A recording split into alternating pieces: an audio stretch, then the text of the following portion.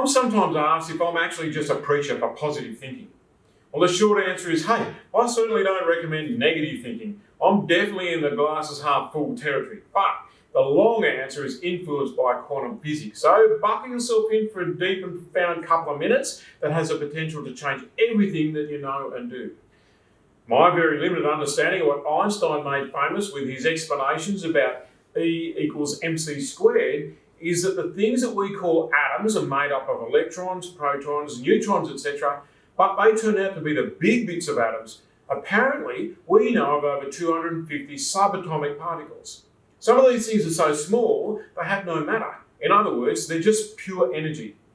Often referred to as quarks, the staggering reality is that these fundamental building blocks of nature are not solid, never were, and are in fact coming into and out of existence. And scientists tell us that the mere act of observing these quarks changes their behaviour. In fact, there have been numerous experiments where monks from various traditions have meditated in the vicinity of a particle accelerator or a collider, like the one that we have in Geneva near Switzerland. And the monks have been found to have measurable influence over the pathways of these particles, essentially confirming what mankind has suspected for years, and that is that our thoughts and our emotions have some kind of influence over our physical world. Now, the most common modern expression of that very ancient idea is what some people refer to as the law of attraction, which I'm completely unqualified to comment on, so I won't, except to say that in other places I've referred to it as a lovely but kind of a quaint and very limited idea. What I do know from my clinical work over 35 years with hundreds of thousands of clients is this. The world that you create between your ears has everything to do with your intentions and very little to do with your goals and targets, and even less to do with whatever thoughts you send out into the universe hoping that they're going to return with a gift wrap present. Look, it's extremely likely that you can make your objectives happen. After all, enough tenacity and persistence, and the chances are you can learn what you need to learn, do what you need to do, and be able to have a decent crack at succeeding at whatever you want to do. But that, for most people, will or could be a very long way from being happy. How come? Well, you know as well as I do that you can have more, you can be more, and you can do more and still feel empty. The real change in our world happens between our ears when we decide on who we want to be while we tackle those admirable goals. When all is said and done, your levels of satisfaction, fulfillment, and contentment have everything to do with the intention you set regarding those goals and targets, and not much to do with what those targets are.